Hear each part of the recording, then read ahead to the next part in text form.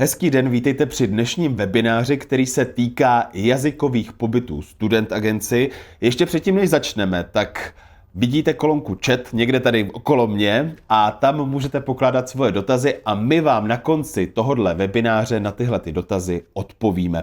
Já tu vedle sebe mám Petru Pelikánovou, která je manažerka jazykových pobytů. Ahoj. Ahoj, dobrý den. Tak pojďme začít hned ostra. Proč by měl jet někdo na jazykový pobyt ze Student Agency?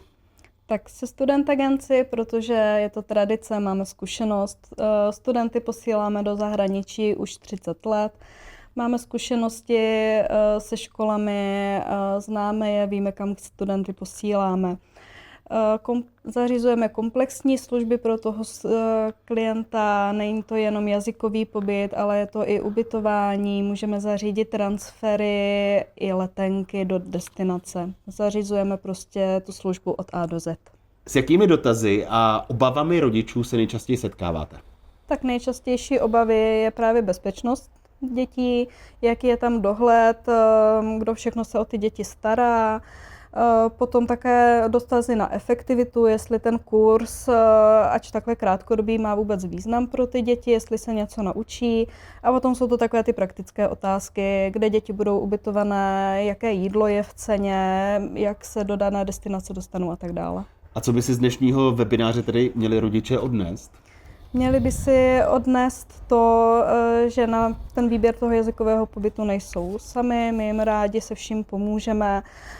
Také se dozvědí, že i tak krátkodobý pobyt má opravdu význam, ty děti se rozmluví, odnesou si z toho skvělé zážitky. Co by si rodiče měli z dnešního webináře odnést? Tak odnesou si určitě to, že by měl být klidný a měli mít nějakou jistotu, že na ten výběr toho jazykového pobytu nejsou sami, my jim se vším rádi pomůžeme.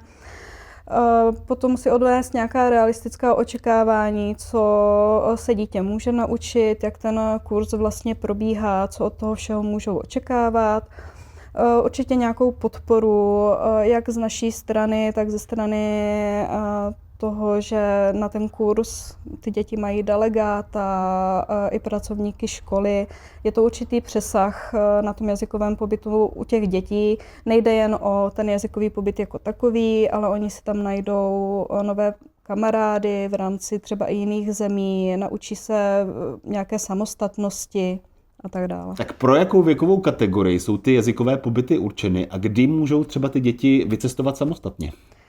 Tak jazykové kurzy jsou určeny už pro děti od 6 let. Tahle ta věková kategorie většinou jezdí v rámci pobytu s rodiči, takže se učí jak rodič, tak to dítě ten jazykový pobyt. Potom tady máme samostatnou kategorii, to jsou jazykové pobyty právě s delegátem, kdy můžou vycestovat i mladší děti, vycestovávají tak většinou kolem toho 12. 13. roku. Potom ti samostatnější cestují třeba kolem toho 14. 15. Jsou to ale většinou takové ty jazyky, kam ten jazykový pobyt s tím delegátem nenabízíme, což bývá třeba francouzština, v některých případech španělština nebo němčina. Jinak pro starší děti, těch 16, 18 až 22 plus, zase záleží jaká škola, tak se nabízí programy Young Adult, kdy je to skoncipováno tak, že děti musí být víc samostatné, není tam až takový dohled, ale na druhou stranu ten kurz je opravdu strukturovaný a ty děti tam mají program i takhle. A jakou musí mít ty děti jazykovou úroveň, aby vlastně jsme mohli říct, že jim ten jazykový pobyt byl k něčemu? Ty děti, jim stačí základní úroveň, to znamená, chodím do školy, učím se angličtinu rok, 2, to úplně stačí. Oni ty základy mají podchycené a potom na tom jazykovém kurzu se potom učí to používat. Ze začátku v kratších větách, potom se rozmluví, když si najdou kamarády, tak ono to jde potom samo. Rodiče nemusí mít strach, že by to dítě nestíhalo, že by ta třída vlastně byla třeba napřed než to dítě. Ta škola si je otestuje, ty děti dělají rozřazovací testy a oni jsou potom umístěni do třídy, tak aby jazykově dítě stíhalo, ale zároveň se tam nenudilo. Jak probíhá ta samostatná výuka potom a v čem se třeba liší od té výuky, kterou mají děti ve škole? Tak největší rozdíl je v tom, že dítě je obklopeno celý den tím jazykem. Ono se probudí, jde na snídani, je ve třídě, má mimoškolní aktivity a ten jazyk slyší celý den. Takže tímhle už ta výuka je jiná, než když se tady ráno probudí, se všemi mluví česky a potom jde jenom na hodinu si někam sednout, poslechnout si angličtinu. Výuka jako taková probíhá zhruba těch 20 hodin týdně, to znamená 4 hodiny denně. Je to rozděleno, že půl dne se dítě učí, půl dne má mimoškolní aktivity. Výuka v rámci mezinárodní třídy probíhá většinou nějakou interaktivní formou, dělají se různé projektové úkoly formou hry, je to takové hravé, interaktivnější než třeba tady ve třídě. Ty už jsi zmínila, že ta výuka vlastně probíhá jenom část dne. Tak co dělají další část dne ty děti? Jak tráví volný čas? Je tam mimoškolní aktivita, jak která destinace, jak která škola. Některé školy, které jsou u moře, takže jsou tam spíš takové vodní aktivity. Některé školy, které jsou ve městech, tak jsou to různé výlety, ať už půldenní, někdy jsou to i celodenní výlety. Jsou to různé sportovní aktivity a další hry, které ty děti vlastně dělají společně a u toho si ten jazyk zase procvičí. Existují i skupinové pobyty s delegátem. Když bychom měli říct, pro koho jsou vlastně tady ty skupinové pobyty určeny? Tak jsou určeny hlavně pro děti, které jsou mladší, které nemají zkušenosti s cestováním bez rodičů, nejsou si jistí, že by si v dané škole mohli třeba vyřídit nějaký výlet nebo přeřazení do jiné skupiny a podobně.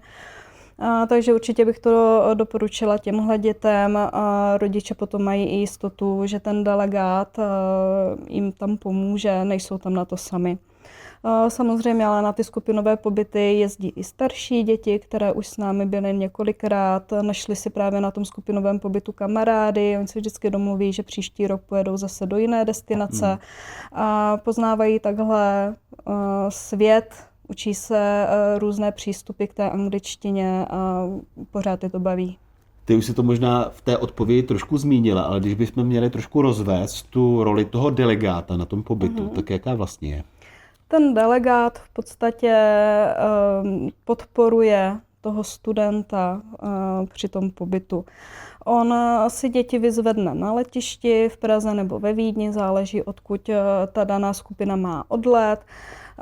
Převezme si je od rodičů a už na ně dává pozor. Pomůže jim při odbavení, při orientaci na tom samotném letišti, pomůže jim při transferu do školy, případně do hostitelských rodin a do rezidencí.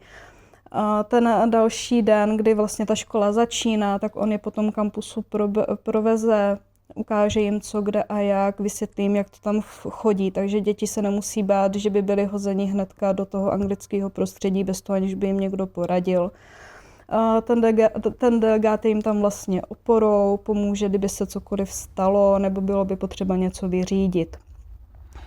Ale je teda potřeba říci, že delegát není pedagogický dozor nad dětmi, a ten primární dohled mají pracovníci školy, ať už lektoři nebo animátoři. Jak potom vypadá ten běžný den toho dítěte na tom skupinovém pobytu? Tak on je velice podobný a jakoby zažili děti v podstatě tady, takže jim pěkně začíná snídaní, tak aby měli tu energii do celého dne. Tu snídaní mají buď to v rezidenci nebo v hostitelské rodině, zase záleží, jakou formu toho pobytu si rodiče pro své dítě zvolili. Potom je přesun do té školy, kde je buď to výuka nebo mimoškolní aktivity, záleží, jak je ten den zrovna koncipovaný. Potom je oběd, ten mají buď to formou obědu v kampusu, případně mají svůj obědový balíček z hostitelské rodiny. Odpoledne je buď to zase výuka nebo nějaký výlet nebo další mimoškolní aktivity. A po večeři potom je večerní aktivita, většinou to bývá třeba karaoke, disco a podobně. Určitě je pro rodiče důležité téma bezpečnost dětí, tak jak je vlastně postaráno o tu bezpečnost během těch pobytů? Tak o tu bezpečnost je primárně postaráno tím, že ten den je jasně strukturovaný. Ty děti tu výuku i mimoškolní aktivity, i ty večerní aktivity mají vlastně povinné. Oni se toho účastnit musí. Tím pádem oni mají přehled, že dítě je opravdu v té hodině, že je na té mimoškolní aktivitě. Není možné, aby si dítě udělalo program samotný. Takže tohle je ta stěžejní, jak oni se starají o tu bezpečnost. Samozřejmě ten náš delegát, pokud je potřeba něco vyřešit, dítěti není dobře, tak mu to pomůže tam na místě vlastně vyřešit s tou školou a individuálně se potom domlouvá, co to dítě bude dělat a kdo na něho bude dohlížet. Pojďme si teď přiblížit nějaké praktické informace. Tak když bychom měli říct, co všechno je zahrnuto v ceně toho jazykového kurzu?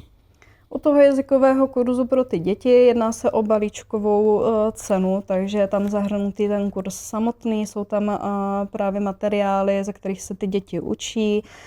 Je tam v ceně ubytování, ať už v hostitelské rodině nebo v rezidenci, co rodiče vyberou, je tam plná penze. U těch skupinových pobytů ten balíček obsahuje i transfery z letiště a na letiště a obsahuje to i letenku. Pokud bychom se bavili potom o individuálních pobytech, kdy děti jedou bez našeho delegáta, tak tam je třeba počítat s tím, že letenka v ceně není a je potřeba si ji dořešit sami nebo ji pomůžeme zajistit my. Na co by si měli potom rodiče dávat pozor, co třeba v té ceně toho pobytu zahrnuto není? Tak není tam zahrnuto pojištění, nejsou tam zahrnuty nějaké fakultativní výlety navíc, nejsou tam víza a není tam samozřejmě kapesné pro ty děti. Pojďme rozebrat ty jednotlivé destinace, kam se nejčastěji jezdí, kam můžou vlastně vůbec ty děti vyjet, tak kam se jezdí, které jsou ty nejpopulárnější destinace? Tak nejpopulárnější destinace pro angličtinu je Anglie, Malta a Spojené státy. V rámci francouzštiny potom děti jezdí do Nice a španělštinu můžou studovat v rámci celého Španělska, nicméně skupinový pobyt pro takhle mladší děti máme ve Valencii. Když bychom se ještě podrobně měli rozebrat trošku ty destinace, tak jsou třeba nějaké, které jsou určené pro starší děti a některé pro mladší děti?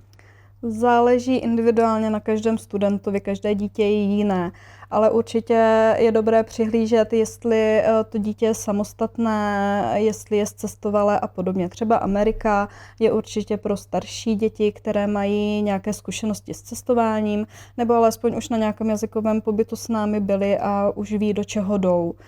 Třeba Anglie je taková vhodná pro ty mladší studenty, Malta je takovej zlatý střed.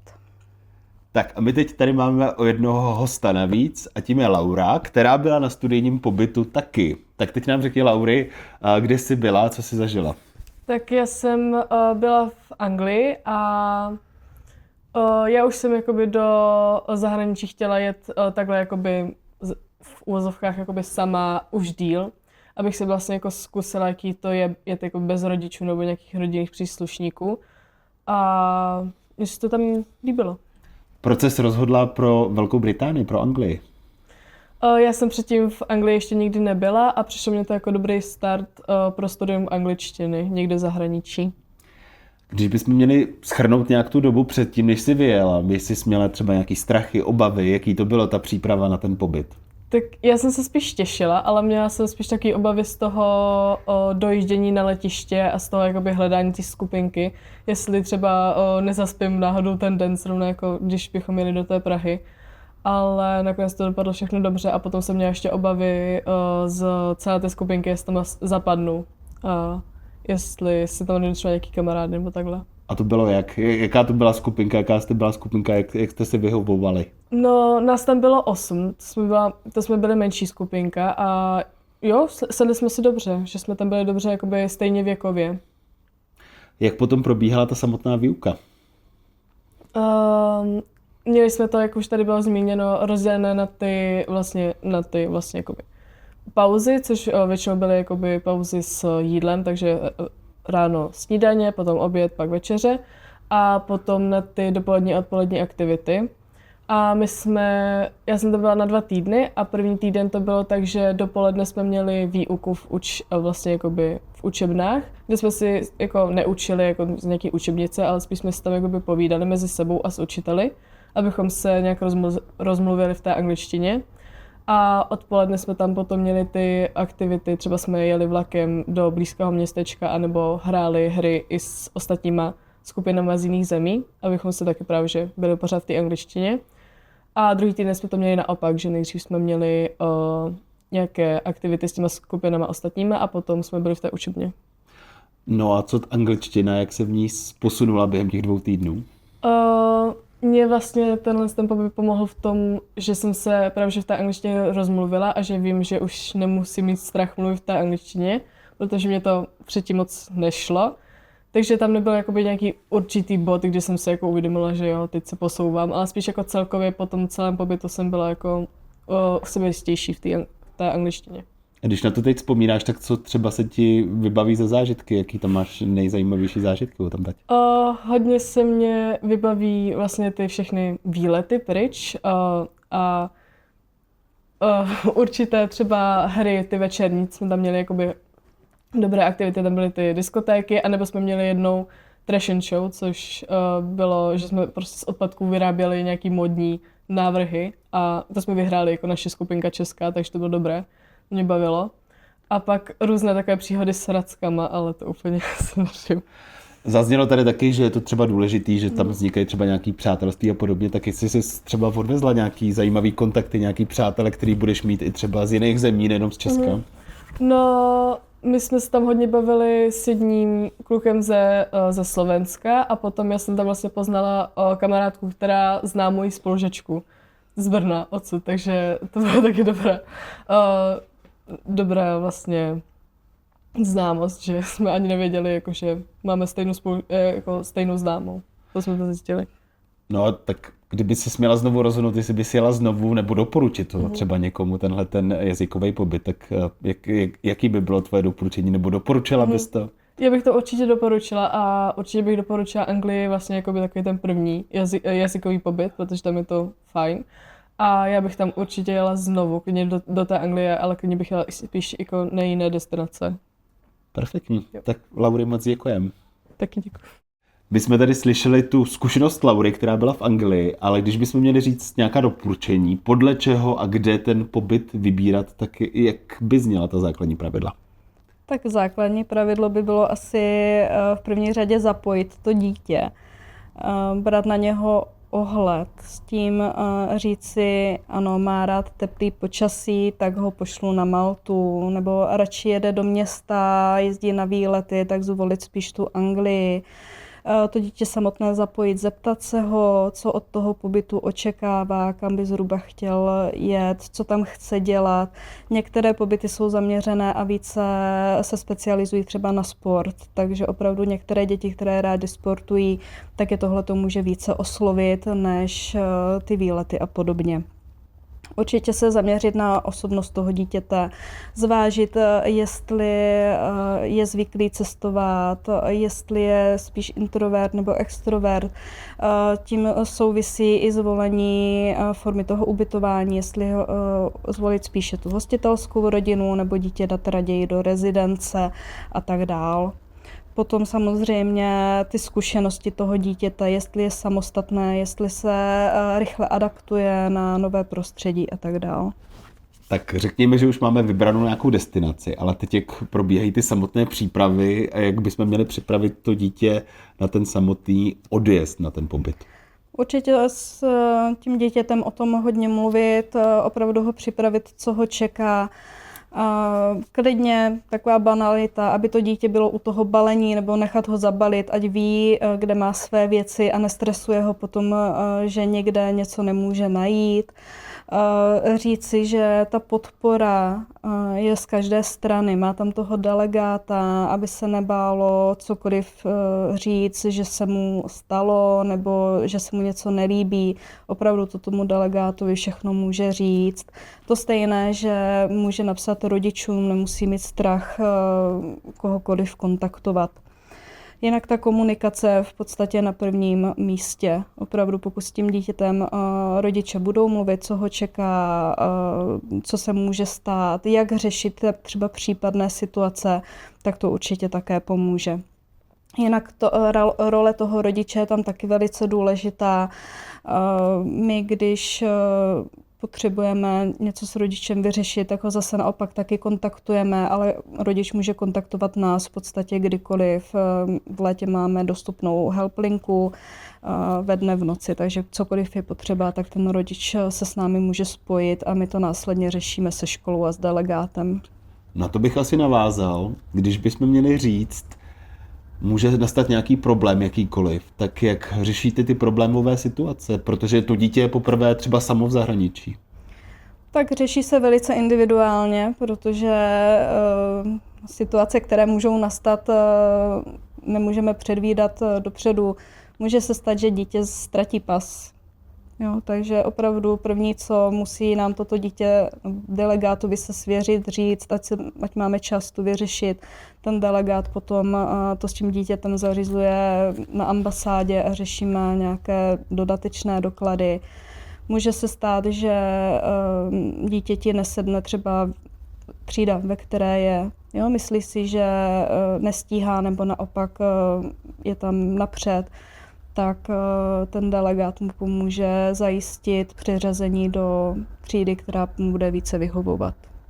Například. Když bychom měli na závěr shrnout vlastně, jaké jsou ty největší přínosy pro to samotné dítě, které absolvuje tady ten pobyt, tak jaké to jsou? Tak v podstatě to tady zaznělo od Laury. Je to nějaká ztráta toho ostychu mluvit. Dítě se nemusí bát, není to škola, kde může schytat špatnou známku, proto se bojí mluvit, ale jsou to prostě normální situace, běžné životě, takže chce si o něco říct, tak si o to dokáže říct, ač jednoduše, ale rozmluví se.